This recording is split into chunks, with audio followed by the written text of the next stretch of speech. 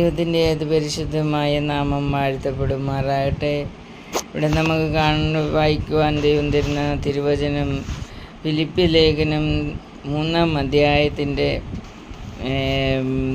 18-ാമത്തെ വചനം തൊട്ട് നമ്മൾ വായിക്കുമ്പോൾ അവിടെ പറയും, നിങ്ങളോട് പറഞ്ഞതുപോലെ അനേകർ ക്രിസ്തുവിൻ്റെ ക്രൂശിന് ശത്രുക്കളായി നടക്കുന്നു. എങ്ങനെയാണ് ഈ ക്രൂശിന് ശത്രുക്കളാകുന്നത് എന്ന് അതിൻ്റെ താഴോട്ട് പറയുകയാണ്. ഇപ്പോൾ കരഞ്ഞുകൊണ്ട് പറയുകയാണ് പൗലോസ്ലീഹ, അവരുടെ അവസാനം നാശം. അപ്പോൾ ക്രൂശിന് ശത്രുക്കളായവരുടെ അവസാനം നാശമാണ്.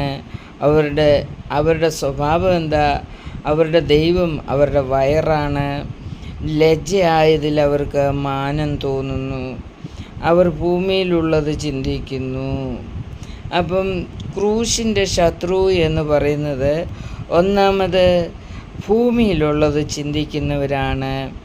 അവർക്ക് ലജ്ജയായതിൽ മാനം തോന്നുന്നു. ഇപ്പം തെറ്റ് അല്ലെങ്കിൽ ലജ്ജിക്കേണ്ട ഓരോ കാര്യങ്ങളും നമ്മുടെ ജീവിതം കൊണ്ട് നമ്മൾ ചെയ്യുമ്പോൾ അതിനെ പറ്റി ലജ്ജിക്കാതെ നമുക്കത് മാനമായിട്ട് ഞാൻ അങ്ങനെ തന്നെ ചെയ്യും എന്ന് പറയുന്നുണ്ടെങ്കിൽ, ആ ലജ്ജയായതിൽ നാം മാനം കണ്ടെത്തുന്നെങ്കിൽ അവർ ക്രൂശിൻ്റെ ശത്രുവാണ് എന്ന് നമുക്ക് മനസ്സിലാക്കാൻ കഴിയുന്നു. മൂന്നാമതായിട്ട് അവിടെ പറയുന്നത് അവരുടെ ദൈവം വയറ്. അവരുടെ വയറ് നിറയ്ക്കുന്നതിന് വേണ്ടി അവർ വചനമെടുത്ത് ഉപയോഗിക്കുന്നു.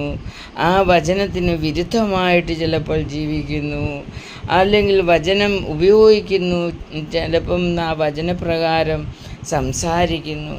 എങ്ങനെയായാലും അവർക്ക് അവരുടെ വയറിനെ നിറയ്ക്കുക എന്നുള്ളതാണ് അവരുടെ ചിന്താഗതി.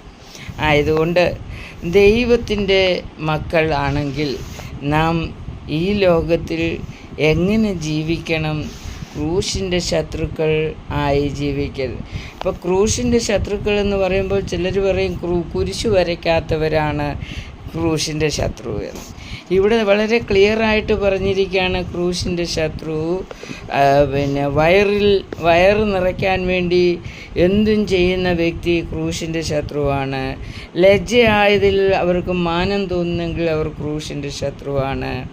മൂന്നാമത് അവർ ഭൂമിയിലുള്ളത് മാത്രം ചിന്തിച്ചുകൊണ്ട് ജീവിക്കുന്നു. നാം ക്രൂശിൻ്റെ ശത്രുവാണോ എന്ന് നമ്മളെക്കുറിച്ചൊന്ന് ചിന്തിച്ച് നോക്കിക്കേ. ദൈവം തമ്പുരാൻ നമുക്ക് ഈ വചനപ്രകാരം ദൈവത്തിൻ്റെ മക്കളായി ജീവിപ്പാൻ ഇടയാക്കി തരട്ടെ എന്ന് പ്രാർത്ഥിക്കുന്നു.